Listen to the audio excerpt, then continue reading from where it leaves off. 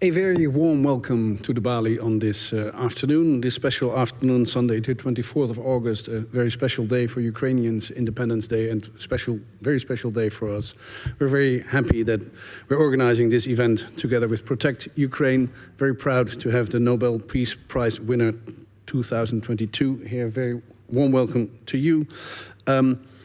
We have another speaker, Vladimir Putin, among many other things, advisor to the president of the Kiev School of Economics and publisher and curator, publisher also of these wonderful volumes which you can buy afterwards at the end of the event. Yes, do come in. There are places over here, so do not stand around. There's one there, the places over here. My name is Juri Albrecht. I'm the director of the Balie, and I will try to lead the conversation afterwards. But we asked Jaap Scholte, the founder of Protect Ukraine and one of our most prolific Dutch novel writers and non-fiction writers, to introduce our speaker of today, Oleksandra Matviichuk. And very happy that you're here. Please go ahead. Thank you.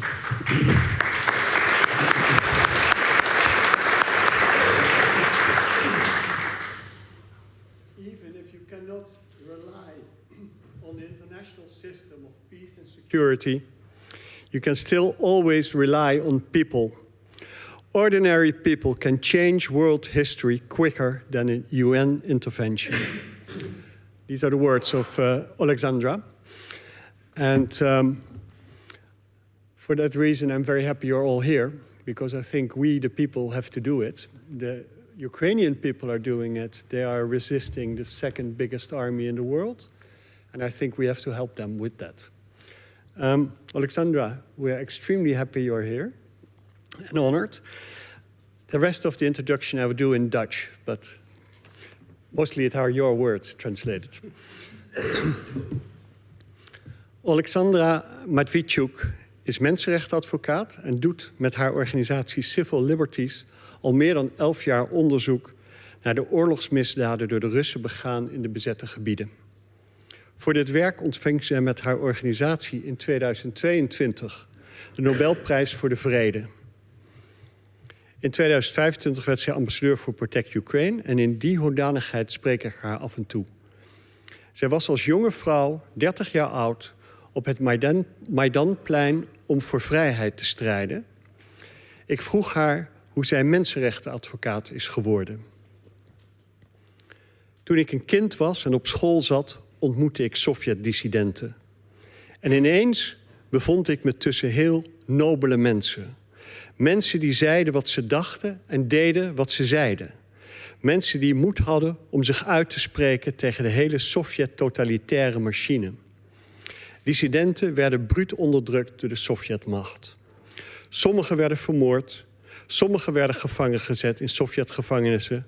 Sommigen werden in psychiatrische inrichtingen gestuurd. Maar ze gaven niet op. En als kind was ik zo onder de indruk van dit voorbeeld dat ik besloot zelf rechten te studeren en deze strijd voor vrijheid en menselijke waardigheid voort te zetten.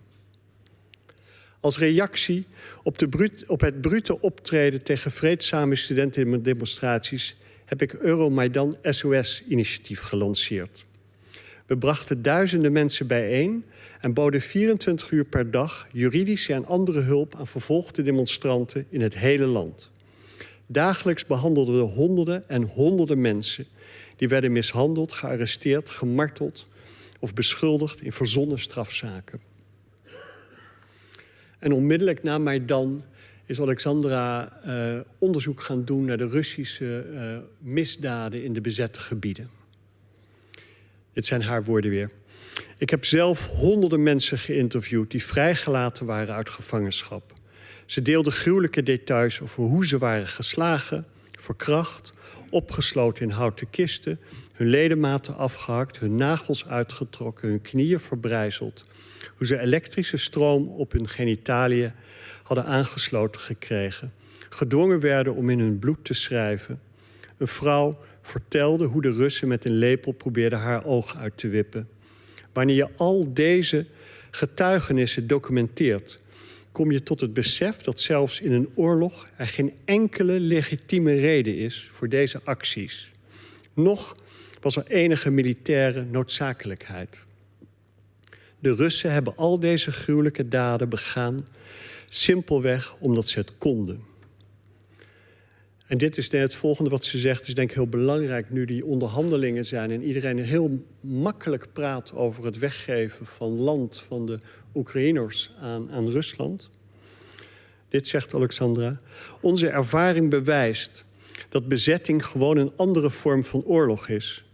Bezetting vermindert het menselijk lijden niet. Het maakt het menselijk lijden onzichtbaar.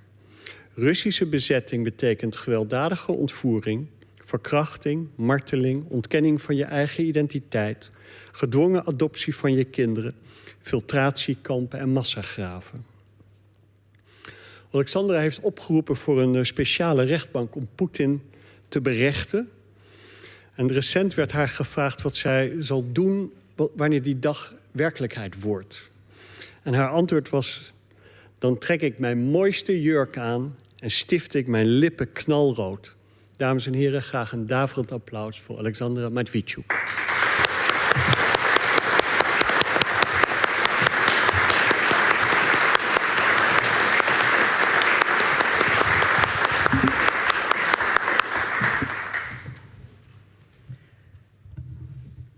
Thank you very much for providing me a floor.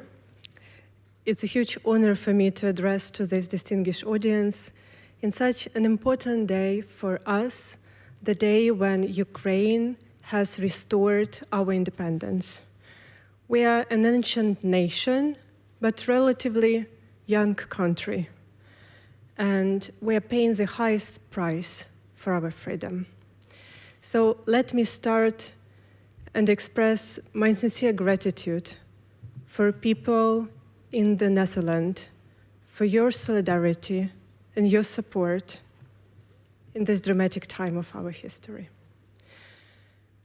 I'm a human rights lawyer, and I'm applying the law to defend people and human dignity for many years. But now I found myself in a situation when the law doesn't work. Russian troops deliberately shelling residential buildings, schools, churches, museums, and hospitals. They're attacking evacuation corridors. They're torturing people in filtration camps. They forcibly taking Ukrainian children to Russia. They ban Ukrainian language and culture. They're abducting, robbing, raping, and killing civilians in the occupied territories. And entire UN system of peace and security can't stop this. While this war turns people into the numbers, we are returning people their names, because people are not numbers, and life of each person matters. Let me share with you one story from our database. This is a story of 10-year-old boy Ilya from Mariupol. When Russian troops tried to siege the city, they didn't allow International Committee of Red Cross to open green corridors and to evacuate civilians. Hence, Ilya and his mother, like other people in Mariupol, had to hide in the basement of their building from the Russian shelling. They melted snow to have water, and they made fires to cook at least some food. But when supplies ran out, they were forced to go out, and suddenly they appeared in the center of Russian shelling. Ilya's mother was hit in her head, and the boy's legs were torn. With the last strength, his mother took her son to the friend apartment. It was no medical assistance, because prior to this, Russians deliberately destroyed the maternity hospital and entire medical infrastructure in Mariupol. So in this friend apartment, they just lay down on a couch and hugged each other. They were lying like this for several hours, and this 10-year-old boy, Ilya, told to my colleague how his mother died and got frozen right in his arms. As a human rights lawyer, I have a question. How we people who live in 21st century will defend human beings, their rights, their freedom, and their human dignity? Can we rely on the law, or does just brutal force matter? The answer to this question is important not just for people in Ukraine, in Iran, in Myanmar, in Nicaragua, or Venezuela, or Sudan. The answer to this question will define our common future, because we are losing freedom in the world. Last year, half the population in the world went to election, but don't be an illusion. 80% of people in the globe live in non-free or partially free societies. This means that people who have a real right to vote for whom they want to vote, who have a real right to say what they want to say, who have the real right to love whom their heart tells them to love, who have the real right freely choose whom God they want to pray, such people are minority. And problem is not just in the fact that in authoritarian countries, the space for freedom is shrinking to the size of the prison cell. The problem is that even in developed democracies, people start to put into the question the Universal Declaration of Human Rights. And there are reasons for this. Because current generations, they inherited their freedom and democracy from their grandparents. They have never fought for it. They start to take human rights for granted. They became consumers of democracy. They consider freedom as a possibility to make a choice between different cheeses in supermarket. But the truth is that freedom is very fragile. We can't attain our human rights and freedom once and forever. We make our own choice every day. First, we live in the time of turbulence. I don't know how historians in future will call this historical period, but the world order, which is based on UN Charter and international law, is collapsing before our eyes. The work of Security Council is paralyzed. This system just stalling and reproducing ritualistic movements. And it's very easy to predict that such fires like wars will emerge more and more often in different parts of the globe because the international wiring is faulty and sparks are everywhere. And when we speak about Russian war of aggression against Ukraine, this is not just a war between two states. This is a war between two systems, authoritarianism and democracy. With this war, Putin attempts to convince the entire world that democracy, freedom, rule of law, human rights are fake values because they couldn't protect anyone during the war. Putin attempts to convince that country with a strong military potential and nuclear weapon can break the world order, can dictate its rules to entire international community, and even forcibly changed internationally recognized borders. And if Putin succeeds, it will encourage other authoritarian leaders in different parts of the globe to do the same. I live in Kiev, and my native city is constantly being shelled, not just by Russian rockets, but also by Iranian drones. China helps Russia to avoid sanctions and to import technologies critical to warfare. North Korea sent to Russia more than 1 million artillery shells and Recently, they sent their troops to Russia. All these regimes have something in common. All these regimes that have captured power in their own countries have the same idea what a human being is. They see people as an object to be controlled. They deny them in their rights and freedoms. Democracies, even not being ideal, they still see people, their rights and freedom, to be the highest value. And there is no way to negotiate it because the very existence of free world always provides a threat for dictators that they lose their power. Second, unpunished evil grows. Russia is empire, and empire has a center but has no borders. Empire always strives to expand. And all this hell, which we now face in Ukraine, is the result of total impunity which Russia enjoyed for decades.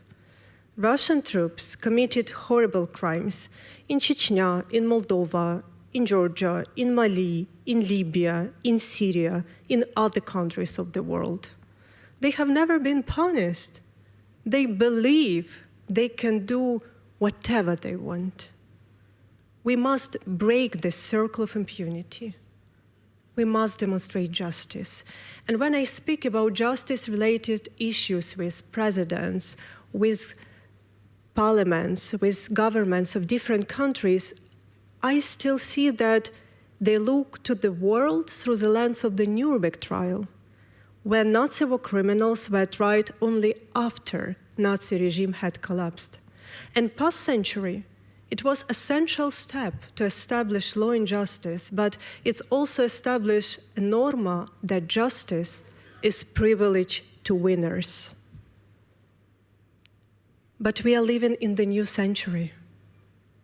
We cannot wait. Justice is not privilege. Justice is the basic human right. We must make justice independent on when and how the war will end. We must establish a special tribunal now and hold Putin and top political leadership and high military command of the Russian state accountable. And I'm very glad that after 3 years of enormous efforts, Council of Europe announced this historical decision. Because it's not about abstract violations of Geneva and Hague Conventions. This leadership decision opened path to hell for enormous amount of people. One example. This is a story of 62-year-old civilian Oleksandr Shelipov. He was killed near his house in the first days of large-scale war. He was unarmed. This tragedy received a huge media coverage only because it was the first court trial after the large-scale war started. So I heard his wife, Katerina, in the court. His wife, Katerina, shared that her husband was an ordinary farmer, but he was her whole universe. And she told to the judges that, now I lost everything. This is a meaning of justice. When we use enormous efforts to restore what happened with an ordinary farmer, and this is what we are doing in Ukraine, documenting these war crimes, we want to provide a chance for justice to all people, regardless who they are, their social position, the time of crime they endured, and whether or not media or international organizations are interested in their case. Because each life matters. Third, occupation is just another form of the war. Sometimes I found myself in very weird position that being a Nobel Peace Prize laureate, I have to convince someone that Ukrainians want peace. Are you serious? The war is the most horrible thing which just can happen in the human life. For sure, Ukrainians dream about peace. But peace doesn't come when country which was invaded stop fighting. That's not peace. That's occupation. An occupation is just another form of the war. Occupation doesn't decrease human suffering. Occupation just makes human suffering invisible. I know what I'm talking about because I'm documenting war crimes for 12 years already. And I know that Russian occupation is not just changing one state flag to another. Russian occupation means torture, enforced disappearances, rape, denial of your identity, forcible adoption of your own children, filtration camps, and mass graves. This is Russian occupation. Another story from our database is a story of children's writer Volodymyr Vakulenko. He wrote beautiful stories for Ukrainian children. An entire generation of Ukrainian children brought up on his daddy's book. During Russian occupation, he disappeared. His family hoped to the last that he's alive, but like dozens of thousands Ukrainian civilians are illegally kept in Russian captivity. But when Ukrainian army liberated Kharkiv region, we found mass grave in the forest near city Izum. And in these mass graves, we found dead bodies of civilians, men, women, children, with their hands tied under their back. And in unmarked grave under the number 319, we found the dead body of children's writer Volodymyr Vakulenko with a visible sign of torture. I know his family. It's very difficult for them to accept the result of identification. And you can ask me, why Russians killed the children's writer? The answer is simple. Because they could. Because this is what Russian occupation is about. It's one task to occupy the territories, but another task to save control over the occupied territories. And that is why Russians impose terror against civilians. They physically exterminate active local people on the ground, mayors, journalists, children writers, musicians, priests, environmentalists, teachers, any active people of community. So for us, there is no other choice. If we stop resisting to Russian occupation and Russia will occupy the whole country, we will cease to exist. And last, ordinary people can change the history. I repeated multiple times my lessons learned that when you can't rely to the legal mechanisms, being a human rights lawyer, you still can always rely on people. Because ordinary people have a much great impact that they can even imagine. We get used to thinking through the categories of states and interstates organizations, but ordinary people can do extraordinary things. Ordinary people can change history. I interviewed a Ukrainian professor and scientist, Igor Kozlovsky. He spent 700 days in Russian captivity. Before this, I spoke with hundreds of people who survived Russian captivity. They told me how they were beaten, raped, smashed into wooden boxes, their fingers were cut, their nails were torn away, their nails were drilled, they were electrically shocked through their genitalia, One young girl told me how she was forced to write with her own blood. Another woman told me how her eye was dug out with a spoon. So it was a little that can surprise me after these stories. But this professor on philosophy, he told me a tiny detail which was not important for evidence base, but this detail strikes me. He described how he spent months and months in solitary confinement. It was a basement cell, very tiny, without windows. It means that it was no light, it was no fresh air. This cell was purely ventilated, and it was difficult for him even to breathe.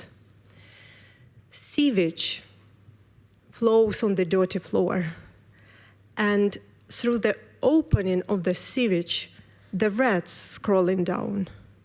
And this tiny detail, which strikes me, he told how he gave lectures on philosophy to these rats, just to hear a sound of human voice. And legally, Igor Kozlovsky is a victim because he was illegally abducted and kept in inhuman conditions. He was tortured so severely that he had to learn how to walk again. But he told me that despite all these circumstances, he doesn't experience and treat himself as a victim. He told me that the foundation of our existence is dignity, not victimhood. And dignity is an action. Dignity provides us a strength to continue our struggle even in unbearable conditions. Dignity teaches us that we are not hostages of circumstances. We are participants of this historical process. And I think this is what Ukrainians demonstrate. Because just 4 years ago, when Russia started large-scale war, I was in Kiev. I refused to evacuate, and with a part of my team, we continued our work on the ground. But not just Putin, also our international partners were confident that Ukraine has no potential to resist to such enormous opposing power. And I witnessed how international organizations evacuated their personnel. They left us alone. But ordinary people remained. And it were ordinary people who took people out from the ruined cities. It were ordinary people who helped to survive under artillery's fire. It were ordinary people who broke through the encirclement to provide humanitarian aid, and suddenly it became obvious that ordinary people fighting for their freedom and human dignity are stronger than even the second army in the world. I would never wish anyone to go through this experience. Once again, the war is probably the most horrible thing which just can happen in the human life. But these dramatic times provide us an opportunity to express the best in us, to be courageous, to fight for freedom, to make a difficult but right choices, to take burden of responsibility, and to help each other. Because when people helping each other, when they risking their lives for others whom they never met before, only in that acute moment, we are aware what does it mean to be human. And I'm here to say that despite everything, the story of Ukraine, it's a life-affirming story, because these dramatic times raise hope. Because when freedom is denied, it becomes powerfully break out through the every concrete individuals. And I'm here to say that our future is not just unclear, it's also not pre-written. It means that we still have a chance to fight for future we want for us and for our children. And I'm here to say that we still have a hope. And hope, it's not a confidence that everything will be fine. Hope, it's a deep understanding that all our efforts have a huge meaning. Thank you very much.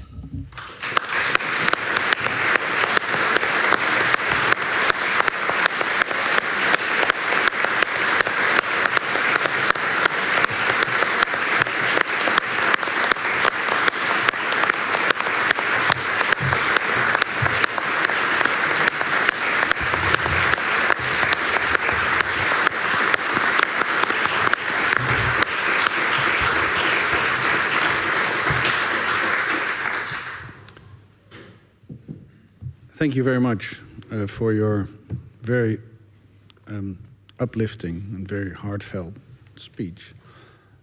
Just before we continue, there are a few people sitting on the stairs and on the floor here. There are chairs over here, so if you would please come over here, and the fire brigade would not allow you to sit on the stairs.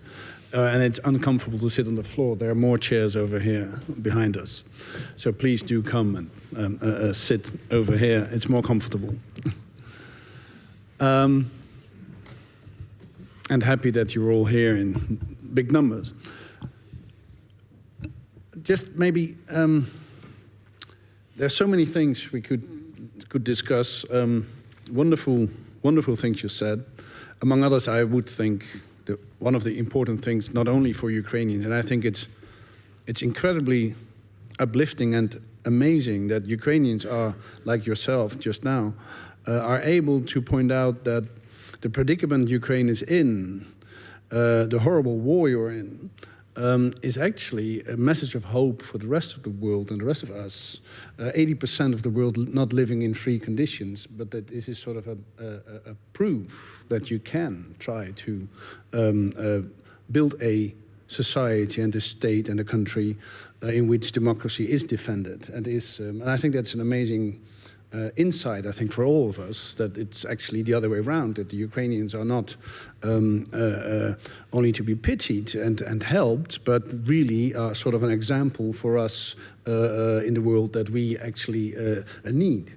So thank you very much for, among many things, your speech. If I can ask you 1-2 questions and then go to you two as well, please.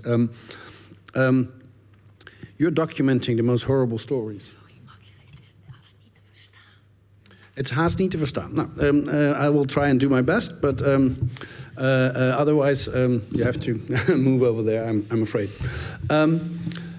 So I was wondering, you are documenting as a lawyer and your institution these horrible events and what happened to people. Do you find it that there is that the International Court of Justice and other institutions are actually helpful and looking into that work, and that it is indeed that we don't need to wait till the end of the war, and let's hope it will be soon. But I think your example of Nuremberg is very interesting, because that was after the war. And you're saying we need it right now. It's not justice is not a privilege. It's a right. It's a basic human right. So how does that? How in your experience does that work? Is your work received well in The Hague? I mentioned in my speech that I found myself in a situation when the law doesn't work, but I do believe that it's temporary. And UN Court of Justice, International Criminal Court in The Hague, they are doing a tremendous work but they have no international criminal police. This means that they rely to the existing international architecture of peace and security. And this UN system was built after the Second World War to prevent wars and mass violence. But the system has an expiration date. If we will not change battery for our smartphone, it will stop working. So this is what's happening, because for 80 years, UN system hasn't been reformed. And the world rapidly changed. So we need to start a cardinal reform of UN system of peace and security in order to provide human rights guarantees to all people who live in different countries. And this is our historical task, because I believe that this war, which is Russia started against Ukraine, and the result of this war will define the new world order, because this is a battle when we have the previous world order gone, how the new world order will look like. And we see the main actors like Russia, China, Iran, other authoritarian countries, they're uniting. They have no common ideology, but they promoting common narratives. They try to impose in the hearts and minds of people that democracy is slow and efficient, and autocracy is strong and effective. And they start to treat freedom of press, independent courts, and human rights as a fakes. And this is what's going on. They have the vision how the new world order has to look like. And this vision has nothing new, frankly speaking. They want to return us to the past. And let's be honest, that past wasn't great, because it was a world not of rule of law, but rule of force. And such kind of world is dangerous for everyone without any exception. Even if you are citizens of strong country, you are vulnerable, because your country will send you to fight and to die in different parts of the globe to prove the greatness. Even if when you are not strong, it means that 98% of countries have to fulfill the orders of this club of strongest. But even if you're a member of this club, you are not secure, because to be a strongest, it's a process. You have always confirmed that you are in the top of this hierarchy of violence. And that is why the world without rule of law, but with rule of force, it's always the world of wars and mass violence. And I'm sorry to say, but it can be one of scenario of the general development if we will not be able to stop Putin in Ukraine. Mm-hmm. And if I turn to a more personal question, we just saw you telling some listen to you horrible stories about a young boy and his mother, about a philosophy professor, about an old 65-year-old man dying. And I just wondered, listening to you, because it obviously pains you and touches you very much, you can see by looking at you. I just wondered how you manage to relive those stories all the time and retell them and document them, and be still, for you it's obviously still possible to travel the world and to build an organization and to keep it together. I just wondered how you managed to do the same, those both things together. I will share my personal story. I studied law, and when I was a student, I told to myself, I will never ever do something which is committed with criminal law, because I have a huge empathy to people. I love people. And this provided me harm. But when Russia invaded, and it started not in February 2022, but in February 2014, we was the first human rights organization who sent mobile groups to Crimea and to eastern regions of Ukraine to document war crimes. So we are doing this for 12 years already. And what I discovered very interesting about my previous prediction, that something which I treated as my vulnerability, it's turned as a source of strength. Because when I tell the stories of cases which we are documenting to so-called pragmatic people, they can't stand even hear such details. They can't even hear what's going on. But we are doing this for 12 years, me and my colleagues, because we have empathy. And this is a very good lesson learned, that when you want to help, you will find strength. Thank you. Vladimir,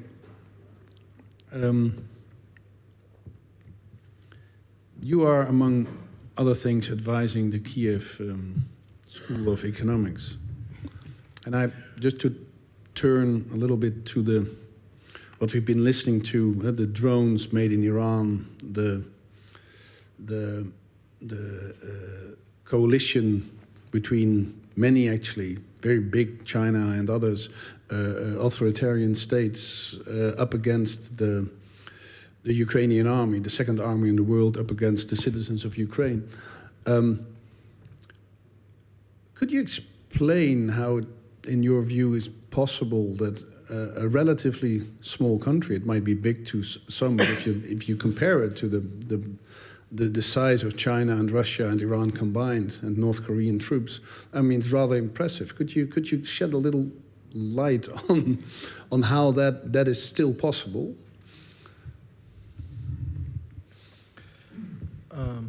Hello, everybody. First of all, I want to thank you for having us here, and thank you, Jaap, and thank you, everybody. This is actually quite a nice question. I want to say that the fact that we are here with Alexandra, with Sofia, we came by car. I have 1 week to stay out of Ukraine, and it's my first time since 3 years. I was out of the country once during the full-scale invasion. So the first thing is that it's a national resistance, really national. And I was saying that it's absolutely not given that we are here, because as you remember, 3.5 years ago, people thought that Ukraine will stand for 3 days, maximum 2 weeks. Mm-hmm. That was a common idea. I want to ask you, can you raise hands who thought before the 22nd of February that there will be a full-scale war in Europe with bombing the cities? How many of you thought that it will start? Okay, not too much. So it was surprise for many, and I can say that's what Alexandra starts with, that ordinary people can do something unimaginable.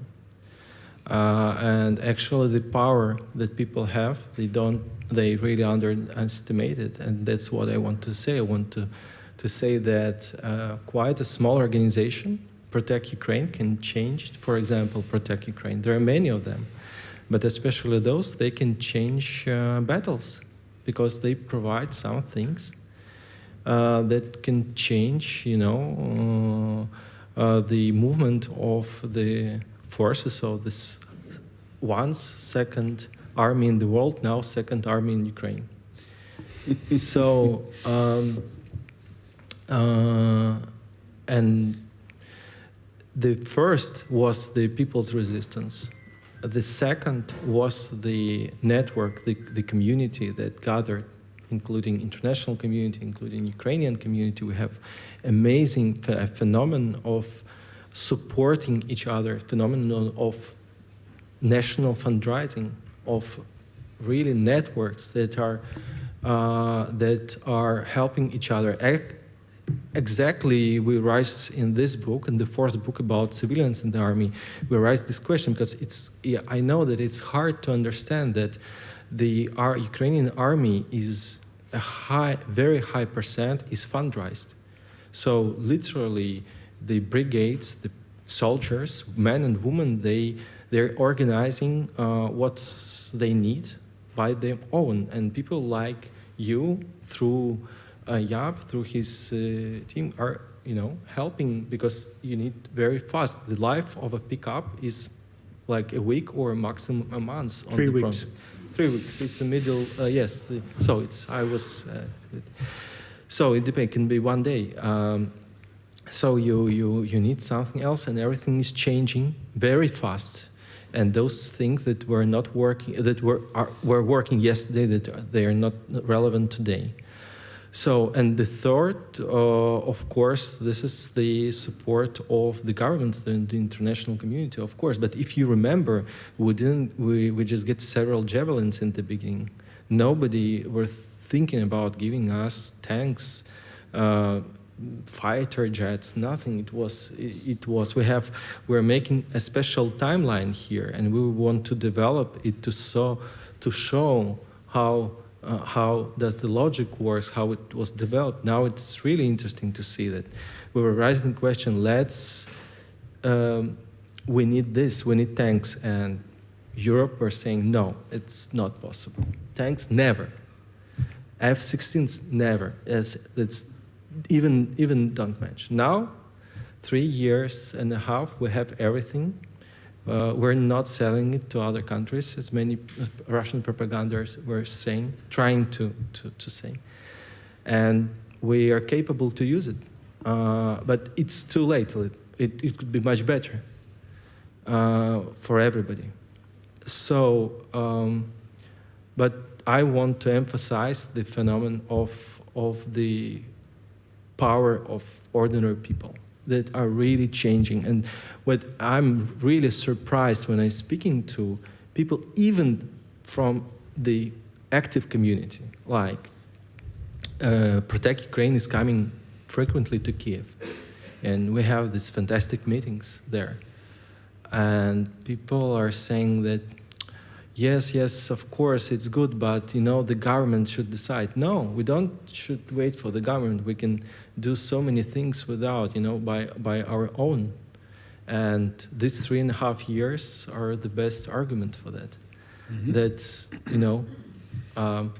having the expectation of 3 days, now 3.5 years, we destroyed there is no Black Sea Fleet of Russia, gone. A country that don't have its own fleet, destroyed fully a fleet, make it absolutely incapable, and many other reasons, many examples of this, and that's because of also fellow Netherlands people of Netherlands, of their personal support, not just the government. So that's interesting what you're saying. You're saying it's for a big part because it's a national resistance, and there's big parts of the army organizing itself and organizing their own weapons and gear, and it's a national movement by citizens, by each citizen. By many, of course, we have those who don't want to participate, and we have those who want to escape, and that's okay. That's how society works. Yeah, research showed that by sociologists that 80% of Ukrainians are actively supporting the armed forces. So either buying stuff for them or paying for it or doing other things, bringing food. So 80% of all the civilians help the army. So it is a huge amount of people who are really, and like 65% of the people have somebody, a very good friend or a family member who is in the army. So people are very much involved. And there's a small part that is not so much involved. Can I ask you a same sort of question in a way? Because you're a writer. That's what you did for decades. I still do. I have a book coming. Yeah. Good. I'm really happy to hear that. Not too long ago, we spoke to a lot of Ukrainian writers here. You were there as well, who are in the same situation, that the war is sort of interfering with their writing, but you're also still writing on. But another question maybe about the citizenship. Civilians in the army during the Russian war against Ukraine says this. And what I'm hearing from both of you is that it's also a call to action for citizens to realize what freedom is and what rule of law and freedom is, and an occasion to rise to that occasion in many ways, which is admirable if I listen to this. But you're doing. You're not a Ukrainian citizen. No. You are, but now already for years organizing. But I feel like Ukrainian citizen. But it's not your country. I mean, you are a citizen of the Netherlands. You are organizing Protect Ukraine. A lot of other people chipping in, organizing with you. Let's put it this way. Where does that citizenship, this idea of solidarity with citizens at war come from? Why do you think it's important? Why do you do that? Well, it was very simple because I never done... It's a personal question, I understand, it's difficult. But I have never done anything like this. And I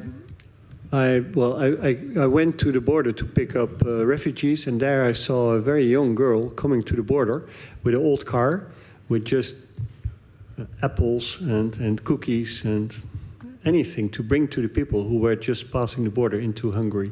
This was on the Ukrainian-Hungarian border. Yeah, and it was the second day of the full-scale invasion, full-scale war. Of the war. Yeah, and I saw that one girl, she was I think 25 or something, made the whole atmosphere changing from desperation to hope.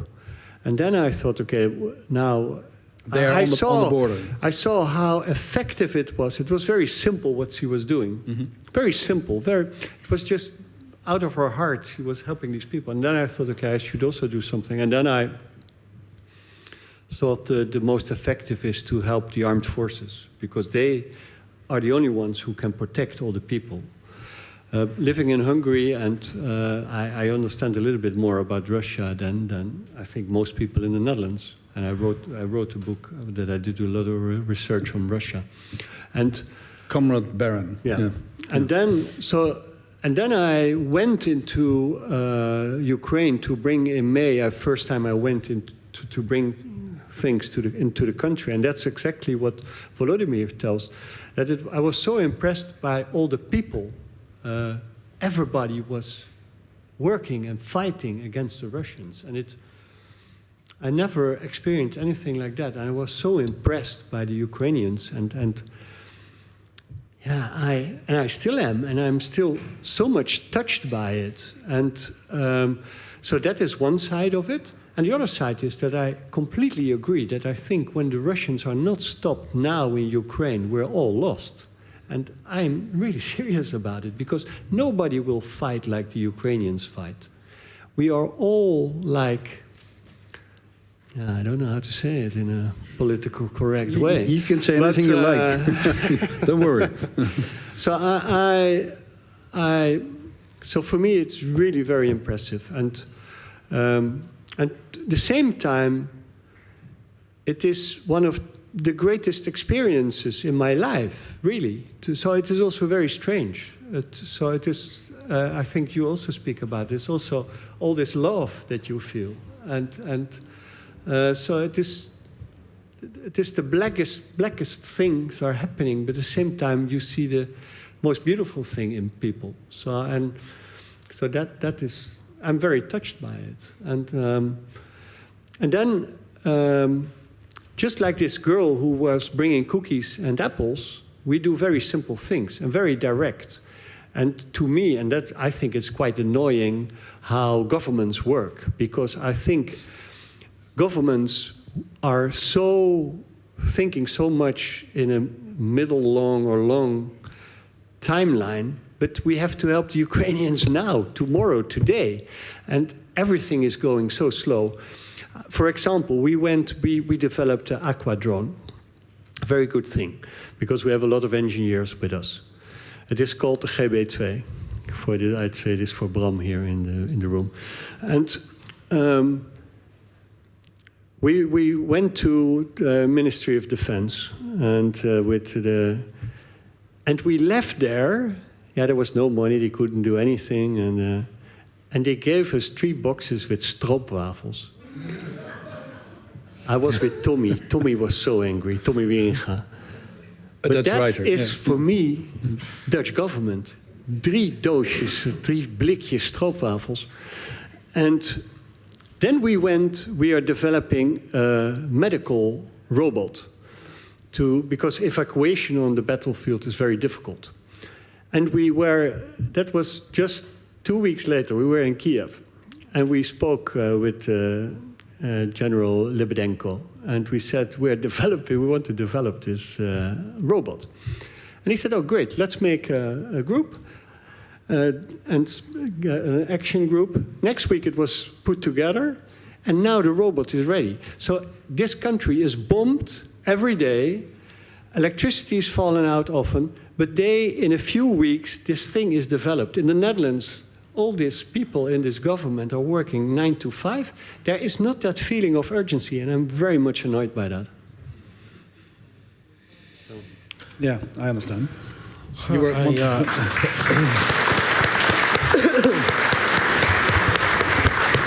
we still have a lot of problems to work on, during the war, and we're actually trying to do our best. But I want to mention here that we're all very thankful, of course. But it's not just something that Ukraine needs. This experience, this knowledge that Jaap and his team is getting in Ukraine and is bringing to Netherlands, to people of Netherlands, to the society, it's priceless today, because the war has changed like 180%. Nothing that worked 3 years ago. Nothing. Yeah. Yeah. Okay. Okay. Okay. So I was saying that nothing that was relevant 3 years ago, nothing works now on the front line. There is no sense in tanks anymore. They just gone. The armored vehicles are gone. The kill zone is 25 kilometers for the moment, with the drones on the optic cables, which means that, 2 weeks, 1 month, there will be drones for 40 kilometers. It means that artillery is not relevant. So if your government, for example, if you decide to invest your money, your tax money, into production of artillery, into production of new tanks, which really NATO is still doing, and America, especially America, is still doing. They believe in those big, beautiful things, And so they just don't, it doesn't make sense. They will be destroyed in 1 day, like easily, with the drones that cost €1,000. Yeah, so you're saying that in very short periods of time, the whole idea of warfare is changing. It's done. Yeah, it's not the future. It's already, and that's what these guys are bringing to you. And we are we Ukrainians are giving you time with their blood, but these people like Yap and others, they are bringing you this knowledge. So you can save your lives, you can save your time, and you can save your money, which I know that it's very important for Netherlands. No, it's very practical things. Yeah. You know, and it's priceless actually. Yeah. That's why you're not just giving that. Of course, you don't have, you know, it was a saying, I don't know, maybe it was yours, that you don't have to be Ukrainian to support Ukraine, you just have to be a human being.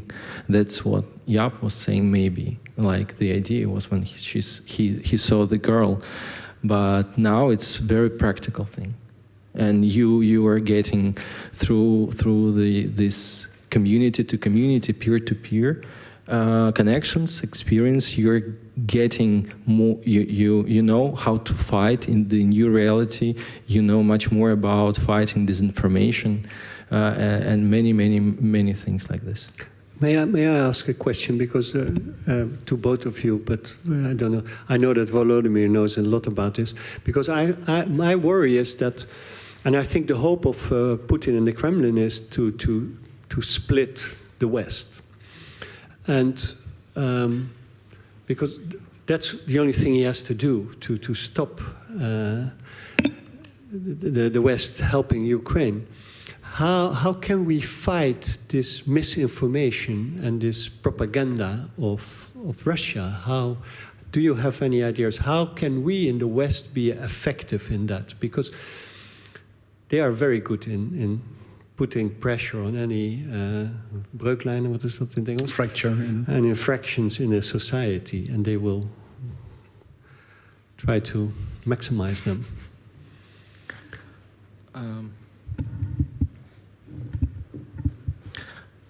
What exactly you want to know about it? It's a very big question. How we in the Netherlands and in the West can, how could we effectively fight Russian misinformation, disinformation, and propaganda?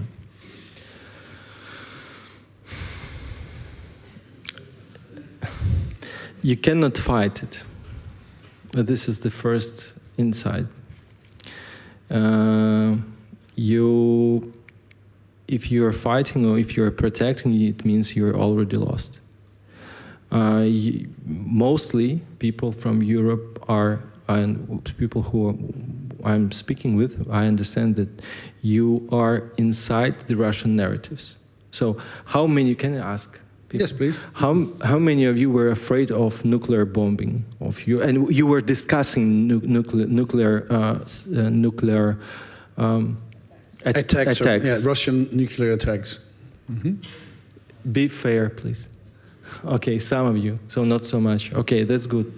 That's an example that Russia gives you frames. They're framing, and they're really doing that pretty well. And Europe, for example, Europe, and I know that like countries like Canada, they're investing huge amounts of taxpayer money into fact-checking, which has absolutely no sense. You're just sharing the fake narratives. Again, by checking. Again, yes, checking and like helping, actually. So it's not just about the disinformation. I know that it's a very important world. We've seen the polls that Europeans are afraid of disinformation, something that makes people think that it's a problem. Disinformation is a problem, but we're dealing not with a disinformation. We're dealing disinformation when we both agreed on something and somebody is saying, putting lies, which they're also using this, but it's creating a parallel reality. It's really a huge propaganda with different types of narratives, and it's important. So what I wanted to say, that it's important to create your own narratives. It's important to speak, to share your ideas, your vision, your story.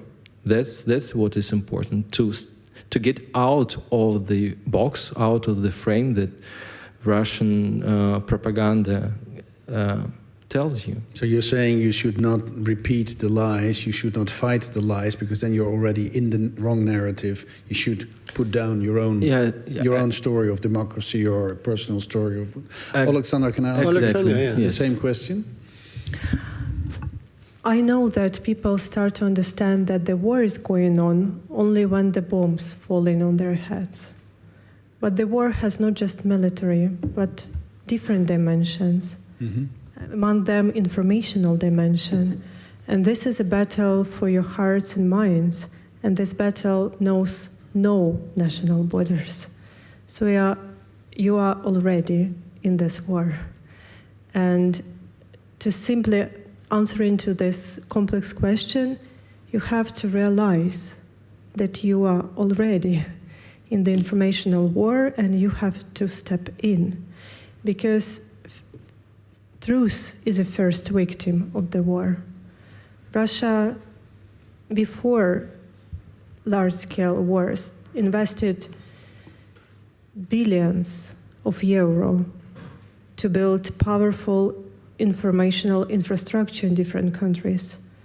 Russia had trolls factories. Russia hired enormous amount of bloggers for different taste and audience, and these bloggers very often have no idea for whom they are working for.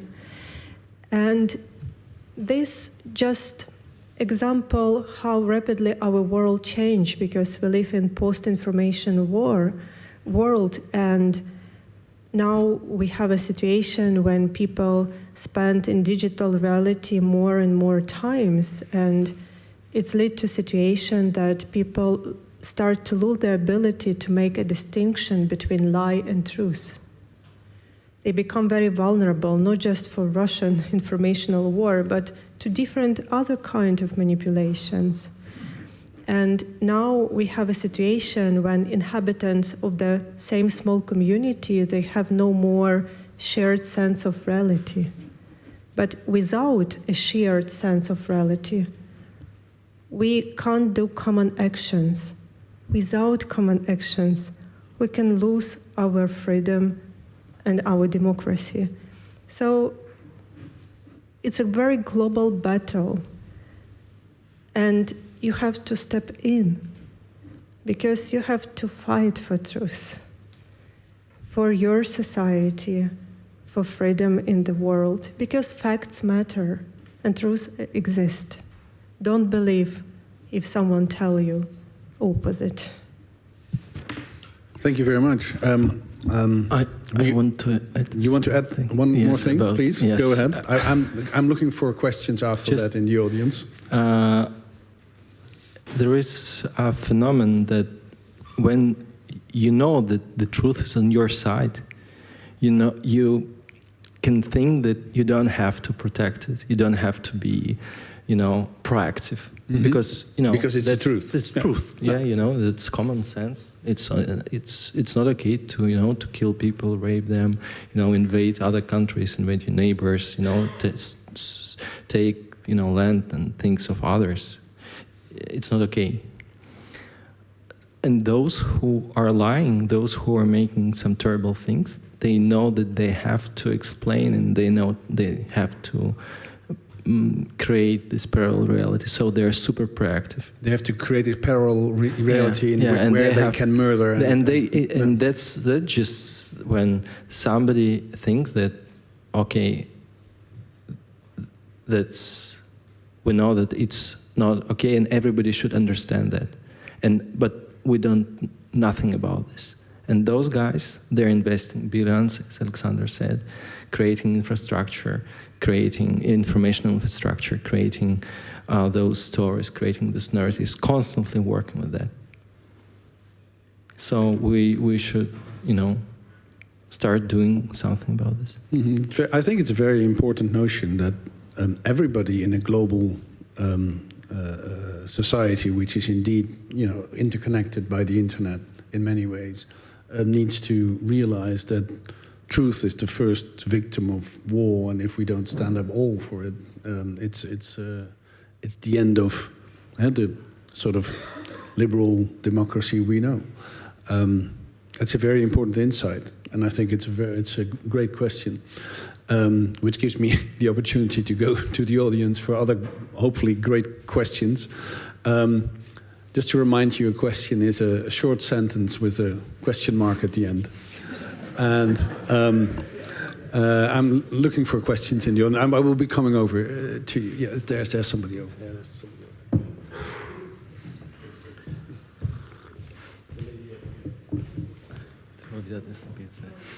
Thank you very much.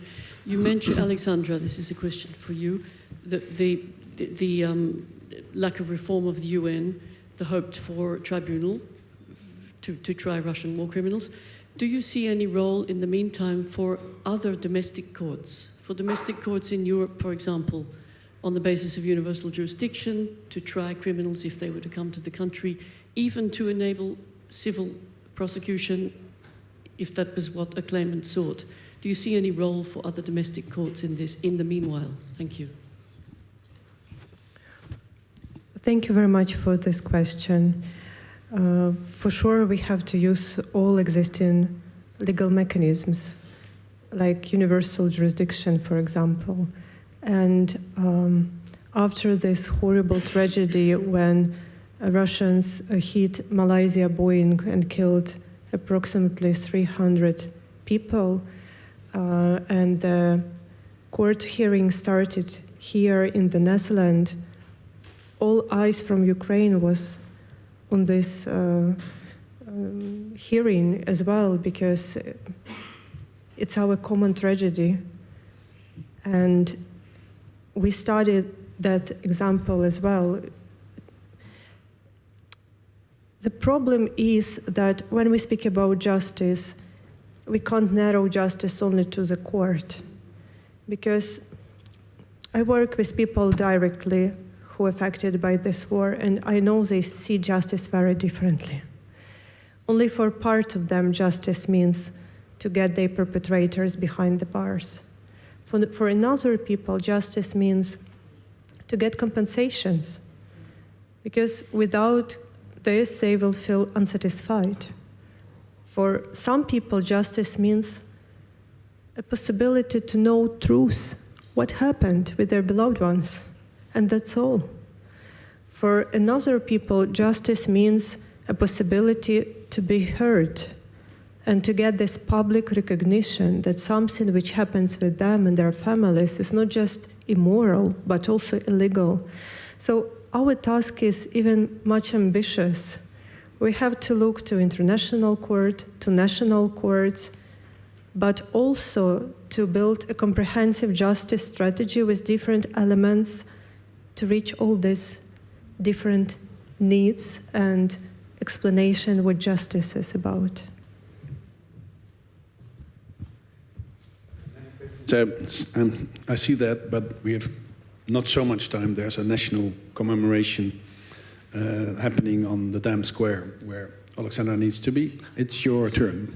Thank you. I have a question. You refer to the International Criminal Court, and there is indeed the conclusion that Mr. Putin is a war criminal, but just because of kidnapping of children. But when you look at the Nuremberg trial, there are 4 accusations. One of them is starting an aggressive war, and why he was not accused on that basis on day one. Actually, that accusation came from a Soviet lawyer, Mr. Iron Trainin. He came up with the idea to introduce aggressive war as one of the accusations of the Nuremberg trial. So why the International Court of Justice, International Criminal Court, doesn't use that simple reason to start a case against Mr. Putin? Thank you for this question. I was asked to speak louder. I will try, but I think the problem is that sound is going here, but not in that direction.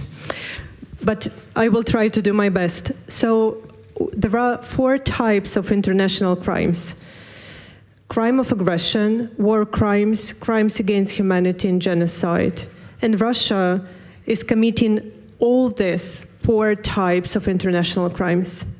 But the problem is that there is no international court which has a jurisdiction to prosecute Putin and top political leadership and high military command for the crime of aggression. UN Court of Justice, they work with appeals between countries. We speak about criminal individual prosecution. It's not mandate of UN Court of Justice.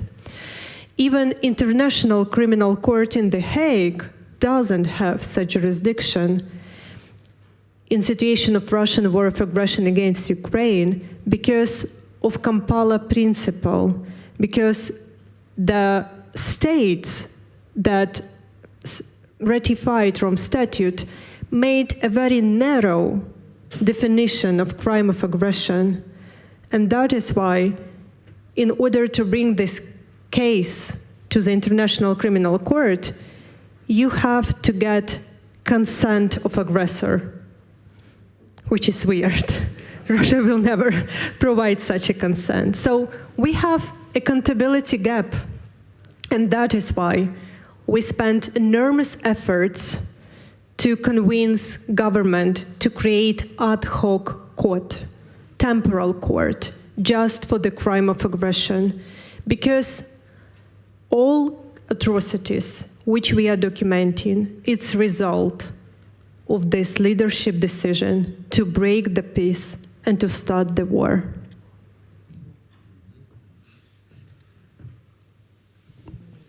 Thank you for both questions. I give Jaap Scholten the last question. You had the last question. No, I didn't have a question. Oh. No. Oh. I thought you had. Then I think you have one. Yeah. A very short one. Is it on? Okay. I've learned today that, let's say, being one step ahead, being innovative is very important for all of us, whether it's judicial or whether it's on the field or supports. So what are, let's say, 3 most important things for us to know here today that where we can contribute to help?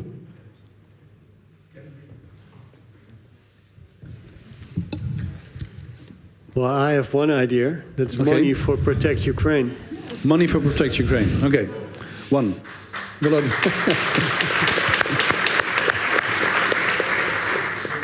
Vladimir? I think the first one, that the war will not end soon. I heard from you, Yuri, that. We also hope that, but there is no real reasons why it should end soon. So when you need to think ahead, then I think you need to remember that really a lot of things depends on ordinary people and fantastic people like you. I mean, really a lot. You can change situation. And that this support needs to be systematical if you want really to make an impact, and to work with those who understand what is happening, who are on the field. And I know really a lot of people, a lot of organizations who are working with Ukraine, but the community of Protect Ukraine is really special because they are really on the field. They are coming to places where not all the Ukrainians will come. I mean, so they came to Kharkiv, to Sumy, to some really tough places, and they speak to people, they understand, and they know. You actually should also remember that everything is changing. So if you need to understand whom you are supporting, and what's needed to be done now, and what's needed to be done tomorrow. I'm not in position to tell people what they have to do. I know you know better. You can find and invent hundreds and hundreds of methods how to be useful in such situation. My message is very clear. We need your help. We need your help. We can't stop this evil just with our own forces. And it's a common evil. Because if we not be able to stop Putin in Ukraine, he will go further, he will attack next country. But what I want also to deliver, sometimes when people ask such questions, these people have already doing a lot for Ukraine. So they ask me another question when they ask me how with our modest human efforts we can stop this war. Because we are doing, and the war is still going on. So this is a question is about. And my answer to this question is, there is no modest efforts during the war. All efforts matter. We know it through our own experience. Just 12 years ago, millions of people in Ukraine stood up their voice against previous pro-Russian, corrupt authoritarian government, and Revolution of Dignity started. Millions of people peacefully demonstrated just for a chance to build the country where the rights of everybody are protected, government is accountable, judiciary is independent, and police do not beat students who are peacefully demonstrating. And pro-Russian authoritarian government started large-scale prosecution of peaceful protesters throughout the country. I was coordinator of initiative Euromaidan SOS, and every day hundreds and hundreds of people who were beaten, arrested, tortured, accused in fabricated criminal cases passed through our care. So it was time when we faced again the entire authoritarian state machine. And such feeling as a learned helplessness start to emerge. People start to tell, but we are fighting, but nothing is changing. We are modest, our efforts are modest. And in order to help people to overcome this, Volodymyr and his colleagues, they made a series of beautiful posters. And I remember one of them, it was poster of drop, and it was a title, "We are drop in the ocean," which means, yes, we are not gods. We are human beings. Probably our individual efforts are modest, but without our individual efforts, nothing will be changed. And even more, together we are ocean. Together we can.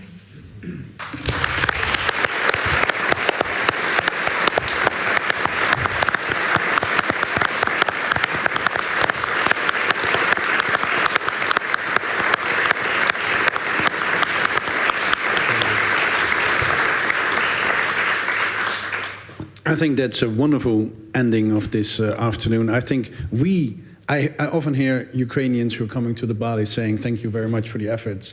I think we, from the bottom of our heart, need to thank Ukrainians. I do agree with Jaap Scholte that if the Ukrainians are not beating the totalitarian rulers in the East, nobody else will. I think we need to thank you from the bottom of our hearts for what you're doing every day. We're doing just a tiny bit of that. And I think it's very important to understand that. I think that's the moral part of it, that we need to thank Ukrainians for what they're going through and what they're actually doing. So I'd like to do that from the bottom of my heart for the two of you, for coming here, for taking the effort. And I think it's very important, your message about moral courage and the courage of standing up for truth.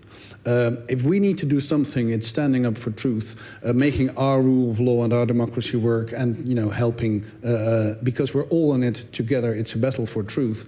I think if you read Karl Popper's Open Society and Its Enemies, or Václav Havel, The Power of the Powerless, de poging om in de waarheid te leven. It's the truth that dies first. So if we don't counter that, and you're right actually, not countering it, standing up for it from your own part, and that's important. It's an important insight, I think. Yeah. Thank you very, very much for your insights and your efforts, and thank you, of course, very much for coming here, for sustaining Protect Ukraine, and thank you very much for all the work you're doing and for working together. Thank you.